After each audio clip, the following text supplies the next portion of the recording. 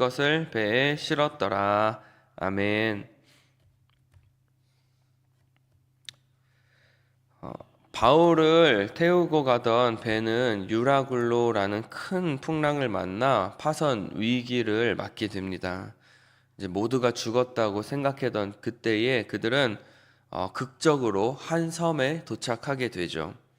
1절 말씀을 보면 그들이 구원을 얻었다라고 기록을 하고 있습니다. 우리의 인생도 마찬가지인 것 같아요. 우리의 인생은 마치 바다에 표류하는 배와 같다라고 우리가 표현을 하기도 하죠. 열심히 노를 저어서 가고 있지만 내가 제대로 가고 있는지 의심될 때가 많고, 또 어디로 가야 될지 몰라 방황할 때도 있고, 때로는 정말로 풍랑을 만나 어려움을 겪게 되는 경우도 많이 있습니다. 언제 죽어도 이상하지 않은 것이 바로 우리의 인생인 것이죠. 그런 우리들에게 필요한 것이 있다면 그것은 바로 구원입니다. 그런데 우리가 다 아는 것과 같이 이 구원은 우리 스스로가 얻을 수 있는 것이 아닙니다. 바다에 빠져 표류하고 있던 그들이 스스로를 구원할 수 없었던 것과 마찬가지죠. 풍랑이 일자 그 배 안에 있던 사람들이 할 수 있었던 일이 무엇이었습니까? 27장 말씀에 보면 그들은 매우 두려워했습니다. 그리고 자신들이 가지고 있던 그 짐을 다 바다에 던지기 시작합니다. 조금이라도 배를 가볍게 해서 그들이 살아보고자 그들은 그렇게 노력을 했습니다. 여러분, 자신들이 가지고 있었던 그 모든 물건들이 그 풍랑 앞에서 다 무슨 소용이 있었겠습니까? 사공들은 어떻습니까? 몰래 배를 내려서 달아나려고 했습니다. 그때 바울은 그들을 도망가지 못하도록 줄을 끊어버리도록 명령을 했습니다. 왜냐하면 그 배에 있는 것이 더 안전한 것이라는 것을 알았기 때문에 그렇습니다. 그리고 바울은 그들에게 음식을 권하고 함께 떡을 떼며 축사하고 또한 그들을 안심시켜 주었습니다. 여러분, 바울이 그러면서 그들에게 해주었던 말이 무엇입니까? 안심해라, 너희들 가운데에 머리카락 하나 잃을 자가 없을 것이다 라고 이렇게 말하는 거예요. 여러분, 그렇게 어려운 상황 속에서 바울은 어떻게 그렇게 침착하게 말할 수 있었을까요? 그렇게 노련하다라고 했던 그 선장과 선주들마저도 그 풍랑 앞에서 어찌할 바를 모른 채 당황해서 있을 때에 바울이 그들에게 그렇게 담대하게 말할 수 있었던 이유는 무엇이냐 하면 그것이 바로 하나님의 말씀이었기 때문에 그렇습니다. 여러분, 바울이 무슨 수로 그 사람들이 모두 안전할 것이라는 것을 장담할 수 있었겠습니까? 그가 무슨 대단한 사람도 아니었으니까요. 그러다가 누가 혹시라도 잘못되기라도 하면 여러분 어땠겠습니까? 여러분 모두 안전할 것입니다 라고 했는데 그 중에 한 사람이라도 낙오되거나 혹은 물에 빠져 죽는 일이 벌어진다면 여러분 바울이 한 말이 다 무엇이 되겠습니까? 하지만 그는 담대하게 당신들 중에 한 사람도 잃어버릴 자가 없을 것입니다 라고 담대하게 선포했습니다. 그리고 그가 그렇게 선포할 수 있었던 이유는 바로 그것이 하나님의 말씀이라는 것을 그가 알았기 때문에 그렇습니다.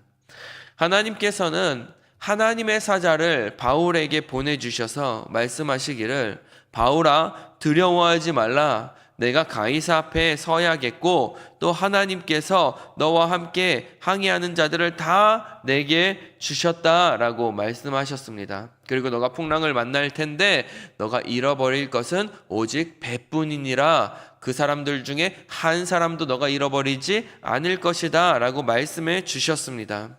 그리고 바울은 나는 하나님께서 내게 말씀하신 그 모든 것을 있는 그대로 이루실 것을 믿습니다 라고 선포를 합니다.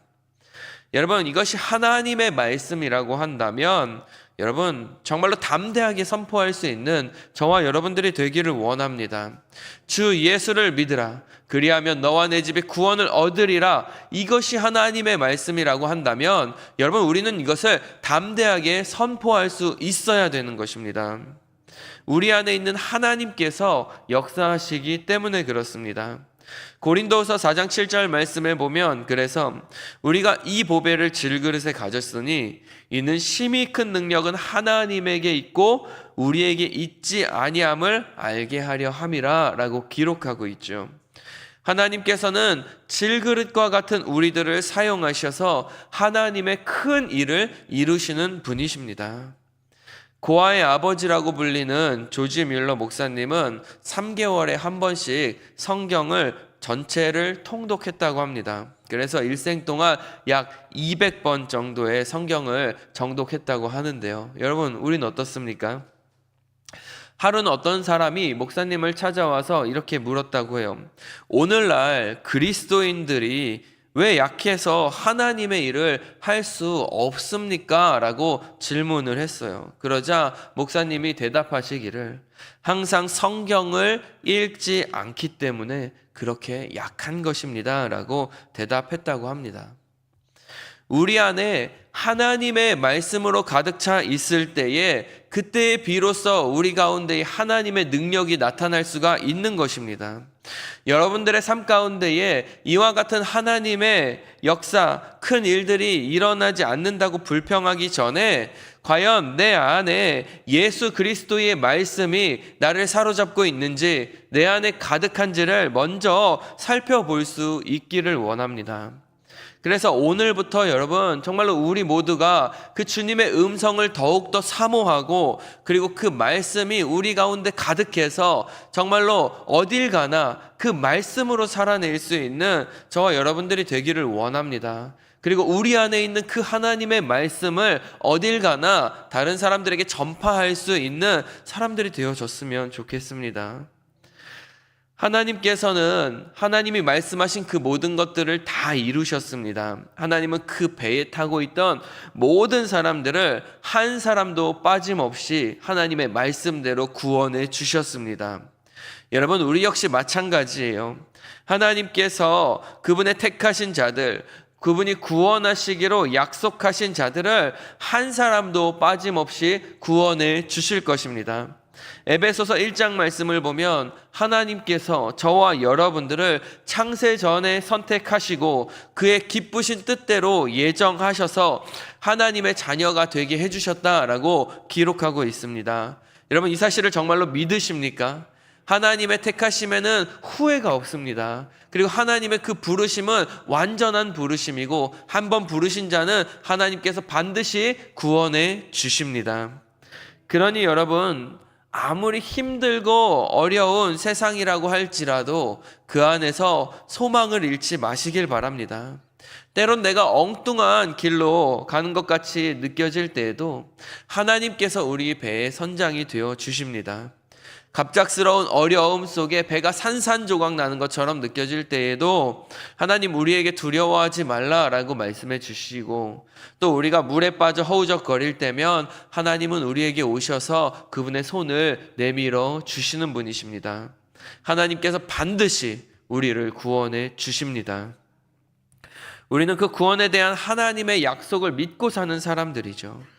두려워 떨고 있는 많은 사람들 앞에서 아무 해도 당하지 않을 것입니다 라고 그렇게 담대하게 외치던 사도 바울의 모습을 여러분 한번 상상해 보시기를 바랍니다. 얼마나 멋있습니까? 다들 두려워 떨고 있는 그 상황 속에서 여러분 괜찮습니다. 하나님 이렇게 말씀하셨습니다. 그러니 두려워 마십시오 라고 담대하게 말하는 그 바울의 모습, 그 모습이 정말 저와 여러분들의 모습이 되었으면 좋겠습니다. 이것이 바로 참된 그리스도인의 모습이라는 거예요. 다른 사람들 다 평안할 때 그때 평안을 외치는 것이 아니라 풍랑 속에서도, 그 두려움 속에서도 이것이 하나님의 말씀이라고 믿기에 우리가 그 말씀에 힘입어 담대하게 평안과 소망을 외치는 것, 이것이 바로 그리스도인의 모습이라는 거예요. 우리가 복음을 외쳐야 되는 거예요. 왜냐하면 이 복음이 바로 이 세상에 하나밖에 없는 우리의 소망이 되어지기 때문에 그렇습니다.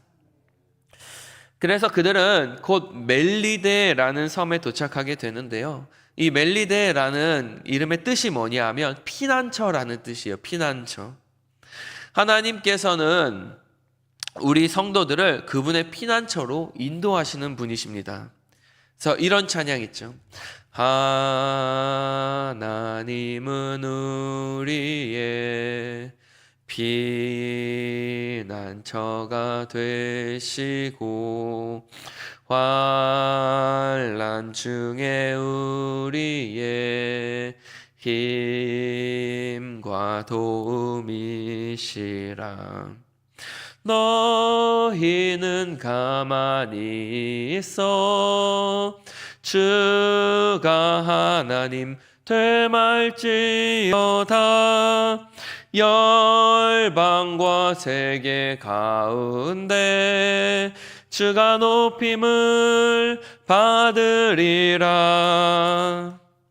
아멘. 여러분, 하나님 우리의 피난처가 되어 주십니다. 그리고 환난 날에 우리의 도움이 되십니다. 주님께서 오늘도 우리에게 말씀하십니다. 너희는 가만히 있어라. 하나님의 그 하시는 놀라운 일을 그저 바라보기만 하면 된다. 그로 인해서 누가 높임을 받으신다고요? 하나님께서 높임을 받으시는 거예요. 그들이 그 섬에 도착했을 때에 그곳에 있었던 원주민들은 따뜻하게 그들을 영접해 주는 것을 보게 됩니다. 여기서 영접하다라는 단어는 동반자로서 데리고 가다, 우정과 친교 가운데로 받아들이다라는 그런 의미를 가지고 있어요. 하나님을 떠난 죄인들이 그리스도를 통한 복음의 힘에 의해 다시 하나님께로 돌아오게 되면 하나님께서 그 죄인들을 이와 같이 따뜻하게 받아들이는 것을 우리는 볼 수 있게 됩니다. 그렇게 해서 이제 바울이 무사히 로마에 도착하게 되고 복음이 로마 전체에 전파되었다라고 이렇게 마무리가 되면 여러분 얼마나 좋았겠습니까? 그런데 그 가운데 또 한 가지 사건이 벌어집니다. 그들이 불을 피우고 있을 때에 독사 한 마리가 갑자기 불 속에서 튀어나와서 바울의 손을 물어버린 거예요.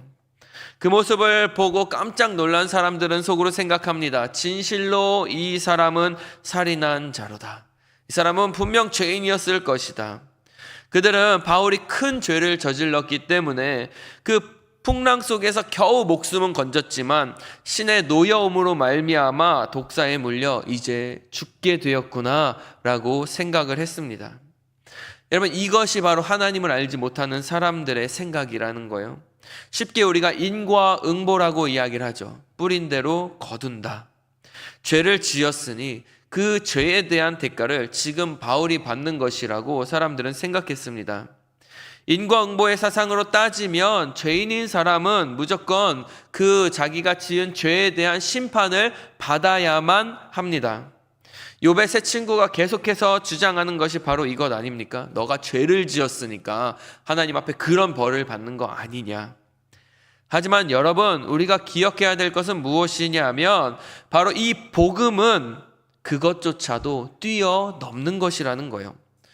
우리는 모두 죄를 지어 죽을 수밖에 없는 존재들이지만 인과응보의 논리로 따지자면 저와 여러분들은 모두 다 심판받아 죽어야 될 존재들이지만 예수 그리스도께서 우리를 위해 십자가에 달려 돌아가심으로 말미암아 그 인과응보의 사상을 깨어버리셨다는 거예요. 더 이상 저와 여러분들은 죄로 인해서 죽을 자가 아니라 예수 그리스도의 보혈로 말미암아 우리는 깨끗함을 입은 자들이 되어진 것입니다. 독사가 나와서 바울의 손을 물었을 때에 거기 보면 물고 있었다라고 기록을 하고 있죠. 그때 사람들은 모두 그가 죽을 것이라고 생각을 했습니다. 그때 바울이 어떻게 합니까? 그냥 아무 일 아닌 듯이 독사를 떨쳐내 버립니다.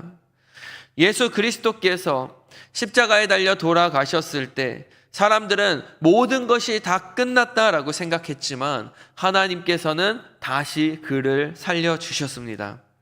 창세기 3장 15절에 이미 예언되어졌던 것처럼 사단은 예수 그리스도의 발꿈치를 상하게 했지만 예수님께서는 그 사단의 머리를 깨뜨려 버리신 것입니다. 예수 그리스도를 따르는 우리들 역시 여러분 사단의 권세를 이긴 자들입니다. 그래서 마가복음에 보면 예수님께서 제자들에게 온 천하에 다니며 복음을 전하라고 명령하시면서 약속하시기를 너희가 뱀을 집어 올리며 무슨 독을 마실지라도 해를 받지 아니하며 병든 사람에게 손을 얹은즉 나으리라라고 그렇게 말씀하셨습니다. 여러분, 그렇다고 해서 지금 집에 돌아가셔서 뭐 독을 마셔보거나 아니면 막 뱀을 잡아서 물려보라는 말은 아니죠. 하나님의 말씀을 붙들고 담대하게 복음을 전할 때에 이와 같은 놀라운 하나님의 능력이 우리의 삶 가운데에 나타날 것이라고 말씀하신 것입니다. 그리고 예수님이 제자들에게 약속하셨던 그 약속의 말씀이 지금 사도행전 전체를 통해서 그들의 삶 가운데에 나타나고 있었던 것이죠. 하나님의 이 놀라운 말씀의 능력이 우리 삶 가운데에도 넘쳐나기를 원합니다. 우리가 복음을 전할 때에 아무리 세상이 우리를 미워하고 핍박하고 또 힘들게 할지라도 여러분, 우리가 그것을 그냥 툭툭 털고 일어나면 되는 것입니다. 남들이 볼 때 바울이 독사에게 물린 것처럼 우리의 힘으로 해결할 수 없는 일들을 만나고 또 다른 사람들이 봤을 때 야, 저 사람 진짜 큰일 났다, 망했다, 정말 죽겠다라는 그러한 상황 속에서도 복음으로 말미암아 우리가 담대하게 툭툭 털고 일어나는 그 모습을 통해서 그들은 하나님을 발견하게 되는 것입니다. 처음에는 바울을 보며 그들은 생각했죠. 이 사람은 살인자구나, 죄인이구나. 하지만 그가 그 독사에 물린 가운데에도 굴하지 않고 그곳에서 살아나는 모습을 보며 그들은 그들의 생각을 바꾸기 시작합니다. 이 사람은 신이다. 더 정확한 번역은 신의 사랑받는 자구나, 신이 사랑하는 자구나 라고 사람들이 생각했다는 것입니다. 우리가 하나님의 말씀에 힘입어 복음의 능력을 가지고 살아갈 때에 세상 사람들은 우리의 모습을 보면서 저 사람 정말 하나님 사랑하는 사람이구나, 저 사람 하나님 사랑받는 하나님의 자녀구나 라는 사실을 발견하게 될 것입니다. 여러분, 어떻습니까? 여러분은 지금 하나님의 자녀라는 사실을 세상 가운데 드러내는 삶을 살아가고 계십니까? 내가 그렇게 하나님의 자녀라는 것을 담대하게 말할 수 있는 증거가 무엇입니까? 그것은 바로 우리가 그 말씀대로 살아가는 것이고 우리가 그 말씀을 담대하게 선포하며 살아가는 것입니다. 하나님의 말씀, 그 복음을 세상 가운데에 담대하게 선포할 때에 하나님의 놀라운 일들이 여러분들의 삶 가운데에 넘쳐나게 될 줄로 믿습니다. 우리 함께 기도하겠습니다.